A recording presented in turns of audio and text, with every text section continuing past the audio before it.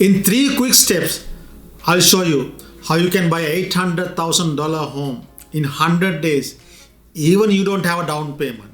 Don't feel trapped anymore. I will show you the way. Many professionals out there are struggling to save their down payment because they have car loan, student loan, and they have other living expenses as well. Saving for a down payment is an uphill battle with all these expenses. It's a dream we all have to own our own home and stop paying rent. At the end of this video, I will give you a bonus tip that you can apply right away to make more money. Step number 1. To buy an $800,000 home, for a first-time home buyer need $55,000 as a minimum down payment. I know zero down payment mortgage is no longer available, but we are going to create a down payment instead. So what you have to do is go check your eligible RRSP room limit on your last year's notice of assessment. Currently, the CRA allows first-time home buyers to withdraw up to $35,000 of RRSP savings to finance the down payment for their first home. This means that both of you can withdraw a combined $70,000 together.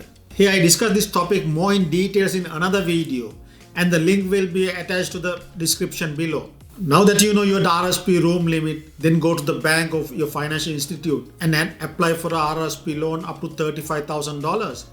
Both of you can do it, but make sure to get 10 years or more amortization loan so your monthly payment will be less. Step number 2. The good news is the first time home buyer RRSP plan allow up to $35,000 withdrawal, and that can be help for your down payment needs. The CRA rule is that you have to wait a minimum of 89 days before withdrawing your RRSPs to avoid paying tax. Before we go on, if you like what I have shared, please like the video and subscribe to my channel and push the notification bell.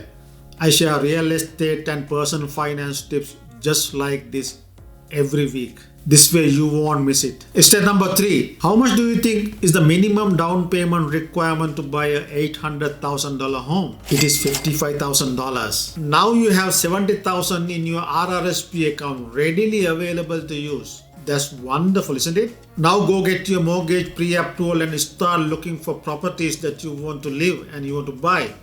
Once you have accepted an offer to a home, you can withdraw your RRSPs. Each person can withdraw up to $35,000. So in total, both of you can withdraw together $70,000. This money can be used for your down payment, closing costs, or something you want to do in your house. You want to buy some furniture, something that once you move to a new home, you want to buy something else as well. But wait, this strategy gives you more money. The advantage of an RRSP contribution is it gives a tax deduction for each contributor. Assuming your marginal tax rate is 32% and you contribute $35,000 in your RRSP account, you get a tax refund which is about 32% of your RRSP investment. In this case, your tax refund could be $11,200. If both of you fall within the same tax bracket, you may get a combined $22,400 tax refund. Okay, now that being said,